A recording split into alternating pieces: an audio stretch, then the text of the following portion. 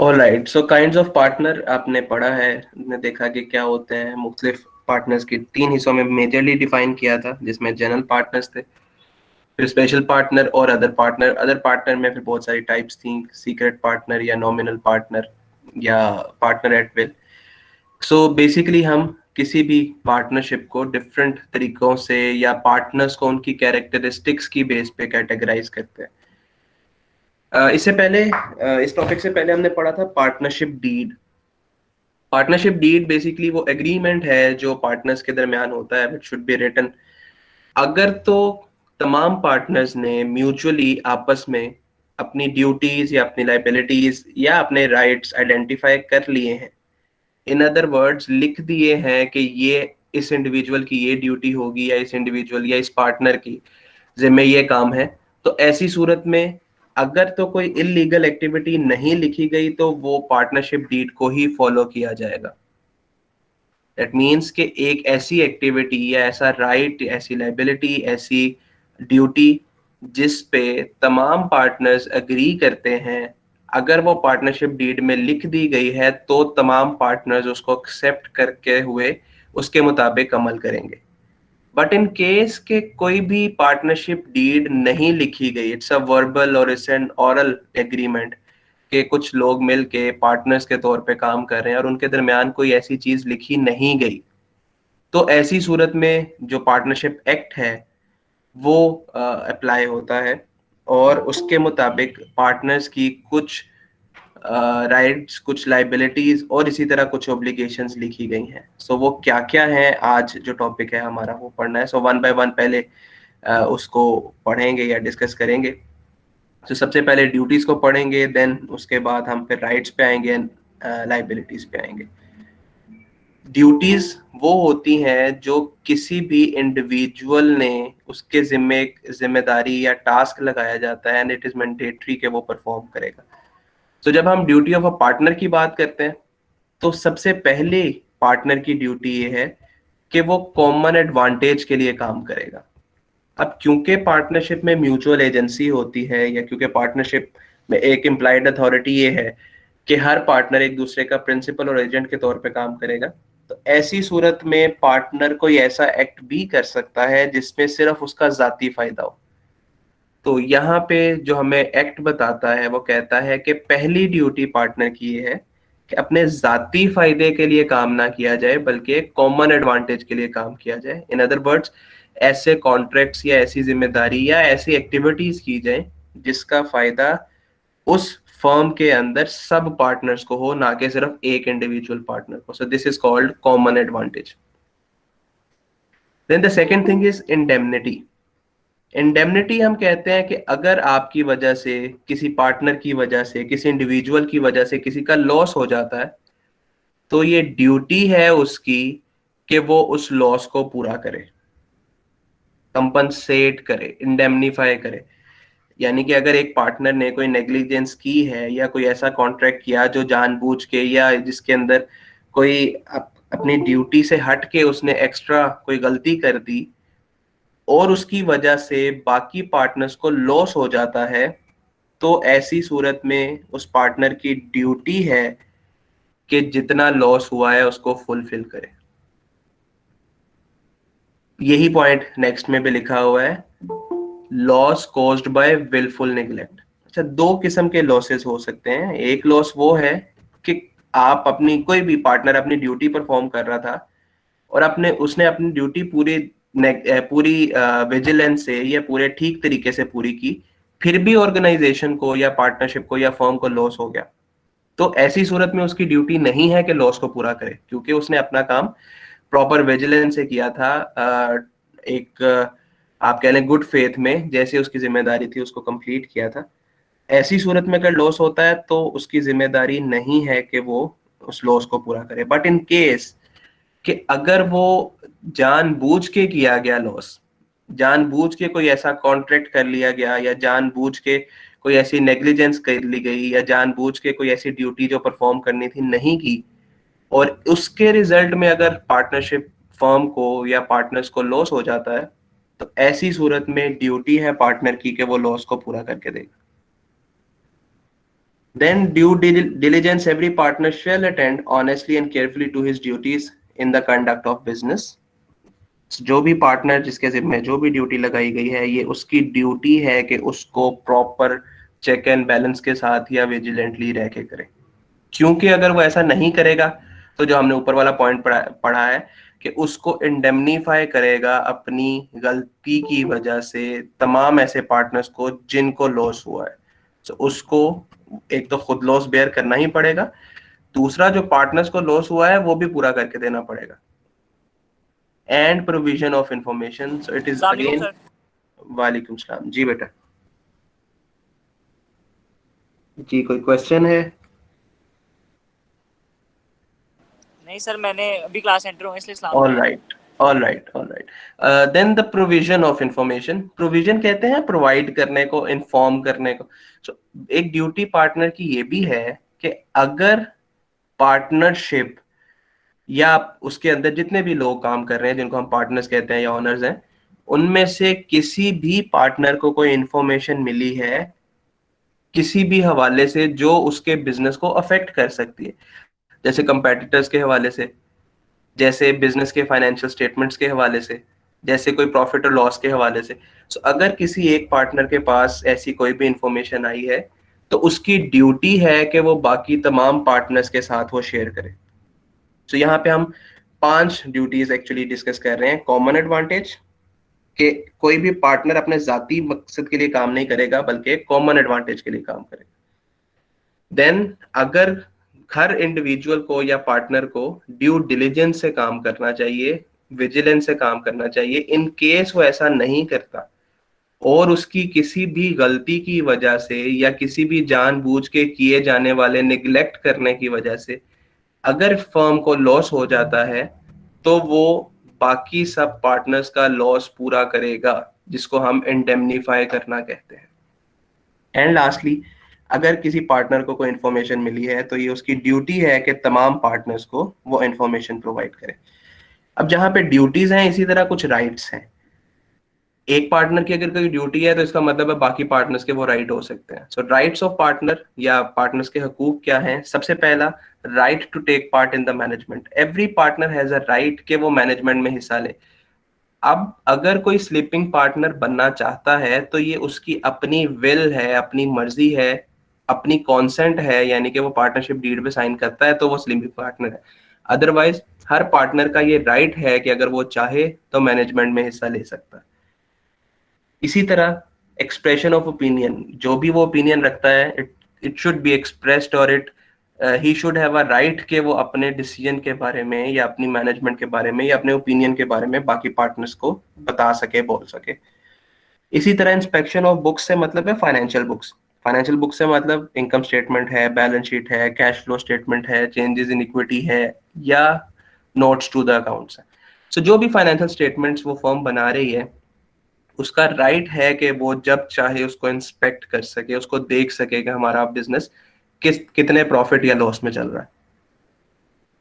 Then right to be indemnified, ये duty के बिल्कुल ऑपोजिट है। राइट कब बनता है? कि जब किसी और की गलती की वजह से किसी आपको या किसी एक पार्टनर को लॉस हो जाता है तो उस पार्टनर का राइट है कि उसे वो लॉस पूरा करके दिया जाए। This is right to be indemnified. Then right to continue, every partner has a right कि जब तक चाहे वो बिजनेस में रह सकता है। ऐसा नहीं है कि एक पार्टनर बना और बाकी तमाम पार्टनर्स अब जबरदस्ती उसको निकाल दें। उसका राइट है कि वो जब तक चाहे उस पार्टनरशिप का हिस्सा रह सकता है। यूज ऑफ प्रॉपर्टी, एक यहाँ पे प्रॉपर्टी के हवाले से 2 चीजें क्लियर करने वाली हैं। पहली चीज ये है कि जो प्रॉपर्टी बिजनेस की है, यानी कि फर्म की है, जो पार्टनर्स ने मिल के अपना बिजनेस बनाया था और उस बिजनेस ने कोई प्रॉपर्टी ली है, चाहे वो मूवेबल है चाहे वो इमूवेबल है। इमूवेबल से मतलब कोई लैंड है, बिल्डिंग है, फैक्ट्री है, जमीन है। मूवेबल से मतलब कोई गाड़ी है, व्हीकल है। तो ऐसी चीजें जो फर्म की प्रॉपर्टी हैं उनको सिर्फ बिजनेस पर्पस के लिए ही यूज किया जाना चाहिए। ठीक है। सो हर पार्टनर जो भी प्रॉपर्टी बिजनेस की है उसका राइट है कि अगर वो चाहे तो बिजनेस के लिए उस प्रॉपर्टी को यूज कर सकता है। फॉर एग्जाम्पल अगर कोई पार्टनर कोई कॉन्ट्रैक्ट करने जाता है और फर्म की या बिजनेस ने एक गाड़ी खरीदी हुई है, तो ये उसका राइट है कि अगर वो चाहे तो वो गाड़ी यूज कर सकता है, but for not for the personal purpose, it can only be used for the purpose of doing business. फिर इसी तरह उसका राइट है कि वो प्रॉफिट, अगर प्रॉफिट होता है बिजनेस को तो वो प्रॉफिट ले, और अगर लॉस होता है तो फिर उसे लॉस बेयर करना पड़ेगा। इंटरेस्ट ऑन कैपिटल मींस कि वो एक दो हवालों से पैसा यूज होता है। एक पैसा जो एज एन ऑनर यूज होता है, जिसको हम कैपिटल कहते हैं, इक्विटी कहते हैं। मतलब अगर मैं अपना बिजनेस कर रहा हूं और मैं अपने बिजनेस में जो पैसा लगाऊंगा, that will be my equity और पार्ट ऑफ कैपिटल। एक वो पैसा हो सकता है जो मैं उधार लेता या देता हूं। जैसे लेट्स से एक कंपनी है, एबीसी कंपनी है। अब उस एबीसी कंपनी का कुछ पैसा उसके मालिकों ने खुद लगाया होगा, और कुछ पैसा शायद उन्होंने बैंक से लेट्स से लोन लिया हुआ है। Now both the money have different characteristic. एक वो पैसा है जो ऑनर का पैसा है, जिसको हम इक्विटी कह रहे हैं, और एक वो पैसा है जो लोन लिया गया है, जिसको आने वाले वक्त में वापस करना है और उस पे इंटरेस्ट भी देना है, अगर बैंक से लोन लिया हुआ तो। सिमिलरली अगर हम पार्टनरशिप की बात करें, तो एक वो कैपिटल है जो पार्टनर्स ने लगाया है बीइंग ऑनर, और ऐसा भी हो सकता है कि वो ऑनर के अलावा कोई अपनी फर्म को लोन दे दे। तो they both will be treated in two separate ways. Capital के ऊपर उसको प्रॉफिट मिलेगा, जो भी उसकी एग्रीड रेशो है, और ऐसा पैसा जो वो लोन की सूरत में दे रहा है, उसका राइट है कि उसको इंटरेस्ट दिया जाए। सो this is right of interest on capital. मतलब एक फर्म ने लेट से कि उसको पैसों की जरूरत पड़ गई है, एक ऑप्शन है कि वो बैंक के पास जाए, बैंक उसे कहता है 15% इंटरेस्ट पे हम लोन देंगे। तो हो सकता है किसी पार्टनर के पास पैसे पड़े हैं, तो वो अपनी फर्म को 7, 8, 6 एक लेसर परसेंटेज में लोन दे देता है। सो this is a win win situation for both, के बिजनेस को भी फायदा हो जाएगा और उस पार्टनर को भी फायदा हो जाएगा। सो उसका राइट है कि अगर वो कैपिटल के अलावा कोई पैसा बिजनेस में लगाता है, लोन की सूरत में देता है, तो उस सूरत में वो इंटरेस्ट ले सकता है। देन राइट टू रिटायर, जैसे राइट टू कंटिन्यू था, उसके बिल्कुल ऑपोजिट राइट टू रिटायर है। राइट टू कंटिन्यू वाज के जब तक पार्टनर चाहे अपना बिजनेस या अपने जो फर्म का हिस्सा रह सकता है। और जब हम बात करते हैं राइट टू रिटायर की, तो इसका मतलब है जब वो चाहे अपने बिजनेस को खत्म भी कर सकता है, या वो रिटायर हो सकता है, वो उस पार्टनरशिप से निकल सकता है। So these were basically the rights of a partner. यहां तक कोई क्वेश्चन है तो पूछ लें।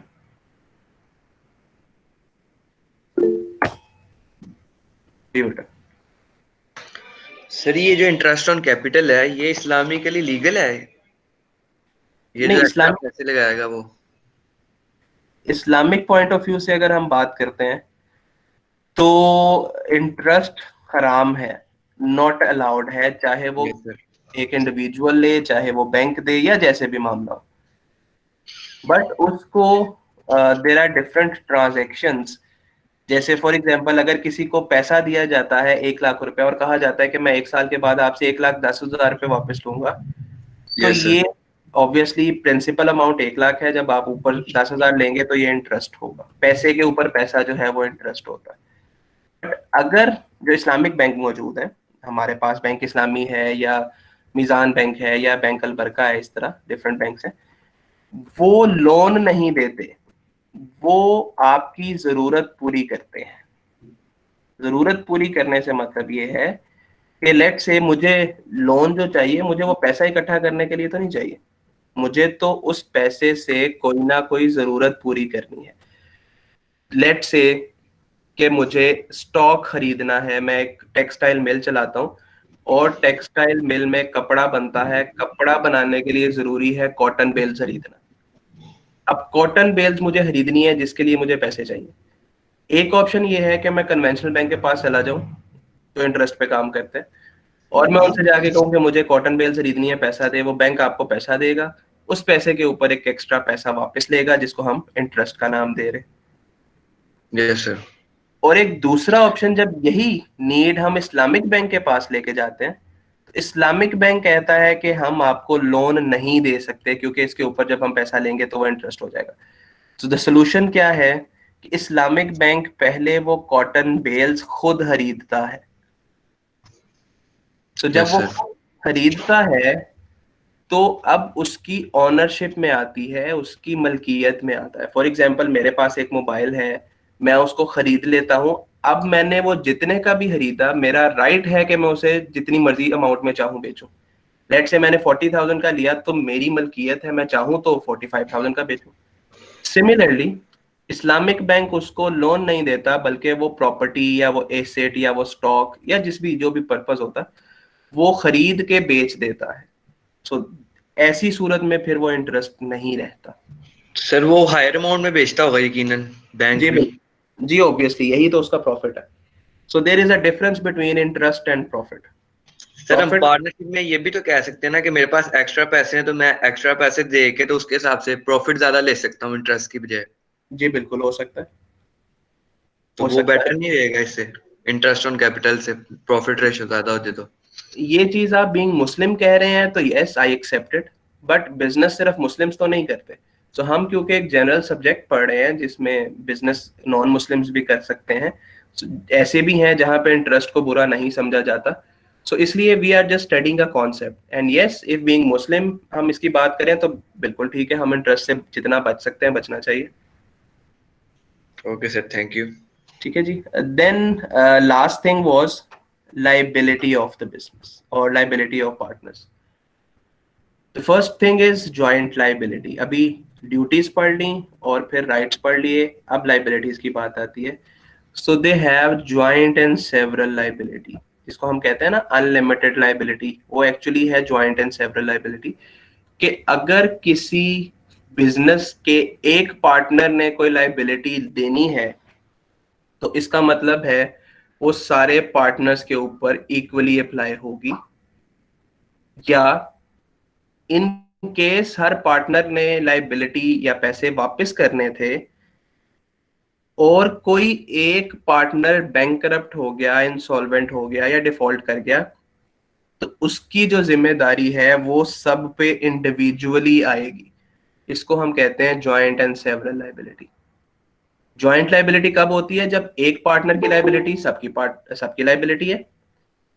और सेवरल लाइबिलिटी का मतलब है कि जब एक बंदा पूरी नहीं कर पा रहा अपनी लाइबिलिटी, बिजनेस की लाइबिलिटी की बात हो रही है, उस फर्म की पार्टनरशिप की, तो ऐसी सूरत में बाकी तमाम पार्टनर्स की भी वो जिम्मेदारी बनेगी इंडिविजुअल बेसिस पे भी। जैसे एग्जांपल देता हूं कि एबीसी एक फर्म है जो बिजनेस कर रही है, उस बिजनेस की लाइबिलिटीज बढ़ गई, 1 लाख हो गई, जबकि उसके एसेट सिर्फ 50,000 रह गए। ऐसी सूरत में 50,000 की जो लाइबिलिटी है ये एक ज्वाइंट लाइबिलिटी है कि सब पार्टनर्स ने इसको पे करना है। 5 पार्टनर्स थे तो पांचों ने अब इस रिमेनिंग 50,000 को अपनी पर्सनल कैपेसिटी में, क्योंकि अनलिमिटेड लाइबिलिटी है, अपने जाती एसेट बेच के पूरा करना है। इन केस उनमें से कोई एक पार्टनर, कोई ए या बी पार्टनर बैंकरप्ट हो जाता है, तो अब वो जो ज्वाइंट लाइबिलिटी थी वो फर्दर सब के ऊपर, बाकी जो 4 पार्टनर्स हैं उन पे डिवाइड हो जाएगी। सो this is called joint and several liability, कि एक लाइबिलिटी सबकी लाइबिलिटी है और सब जिम्मेदार हैं लाइबिलिटी को पूरा करने के लिए। Then liability of a new partner. जब भी कोई नया पार्टनर आता है तो ऑब्वियसली कुछ ऐसी जिम्मेदारियां होंगी जो वो बिजनेस पहले से ऑन करता है। एक पार्टनरशिप फर्म चल रही है लेट्स से 1 जनवरी 2018 से, और एक पार्टनर 1 जनवरी 2021 को ज्वाइन करेगा, तो उसकी जिम्मेदारी पिछली जिम्मेदारियों में शामिल नहीं होंगी। उसकी जो जिम्मेदारी स्टार्ट होगी दैट विल बी फ्रॉम 1 जनवरी 2021। सो जो नया पार्टनर आएगा वो पिछले सारे लॉसेस का या पिछली सारी जिम्मेदारियों का रिस्पॉन्सिबल नहीं होगा। वो उस डेट से ऑनवर्ड रिस्पॉन्सिबल होगा जिस डेट को वो ज्वाइन करेगा। इसी तरह property of the diseased, disease का मतलब जिसकी डेथ हो जाती है। सो अगर किसी पार्टनर की डेथ हो गई तो उसकी डेथ के बाद वो किसी भी जिम्मेदारी का रिस्पॉन्सिबल नहीं है। ठीक है, अगर तो उसके होते हुए कोई जिम्मेदारी है तो वो उसका लायबल है। बट इन केस कि अगर किसी पार्टनर की डेथ हो जाती है, या अगला पॉइंट जैसे रिटायर, ये दोनों मैं इकट्ठे बता रहा हूं, या कोई पार्टनर रिटायर हो जाता है, छोड़ जाता है पार्टनरशिप को, तो उस डेट के बाद में आने वाली किसी भी जिम्मेदारी का या लाइबिलिटी का वो रिस्पॉन्सिबल नहीं होगा। ठीक है, सो क्लियर दिस थिंग। नया पार्टनर जब जिस दिन आएगा उससे पिछली जिम्मेदारियों का वो रिस्पॉन्सिबल नहीं है, और अगर कोई पार्टनर छोड़ के जा रहा है या डेथ हो गई है तो आने वाली लाइबिलिटीज का वो रिस्पॉन्सिबल नहीं होगा। Then we have another point, competitive business. Competitive business वो होता है जो सिमिलर नेचर में एक दूसरे से compete कर रहा है, जैसे बाटा और सर्विस, जैसे टपाल और लेट्स से लिप्टन। सो ऐसी प्रोडक्ट्स जो सिमिलर नेचर की हैं, ऐसी प्रोडक्ट्स जो एक दूसरे के कंपटीशन में हैं, ऐसी प्रोडक्ट्स की अगर आप एक प्रोडक्ट ज्यादा बेचें तो दूसरी की सेल कम हो जाएगी, उसको हम कहते हैं कंपेटिटिव प्रोडक्ट्स। जी नसीम पूछें। सर जी जी मेरा ना फोन बंद होने लगा, मैं करके आपको थोड़ी देर तक ऑन कर लेता हूँ, ज्वाइन क्लास कर लेता हूँ। जी बिल्कुल ठीक है बेटा। ठीक। Okay then, competitive business means कि अगर कोई पार्टनर किसी एक बिजनेस में काम कर रहा है एज अ पार्टनर, तो वो अपने ही किसी कंपेटिटिव बिजनेस में काम एज अ पार्टनर नहीं कर सकता। यानी कि ये नहीं हो सकता, वैसे बाटा और सर्विस कंपनी है, जस्ट एक एग्जांपल के लिए मैं आपको इसको कोट कर रहा हूँ कि लेट्स से कि आप बाटा में पार्टनर हैं तो आप सर्विस में भी पार्टनर नहीं हो सकते। इसको हम कहते हैं conflict of interest. Conflict of interest means कि अगर आप एक की बेहतरी करेंगे तो ऑब्वियसली किसी ना किसी का नुकसान होगा। So a single partner cannot engage himself in two different competitive businesses.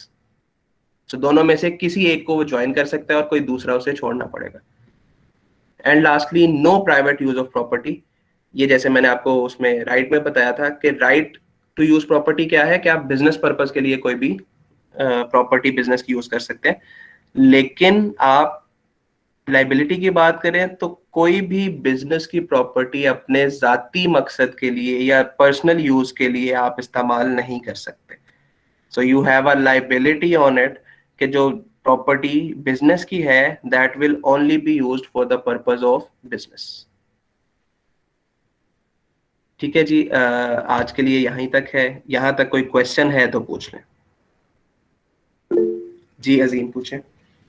Sir ये जो competitive बिजनेस का आपने बताया है, ये कि खाली पार्टनर सिर्फ इन्वेस्ट भी नहीं कर सकता, मतलब कि काम ना करे लेकिन इन्वेस्ट करे, कि मैं जिस सिर्फ प्रॉफिट और लॉस के तौर पे मैं इन्वेस्ट कर रहा हूँ। देखें, investment in terms of loan की बात करें तो यस ये हो सकता है, लेकिन अगर आप एज एन ओनर की बात करते हैं, चाहे वो काम नहीं करता, बट अगर वो ओनर है, पार्टनर है, तो ऑब्वियसली वो एक बिजनेस अच्छा चलेगा तो दूसरा बिजनेस अच्छा नहीं चलेगा।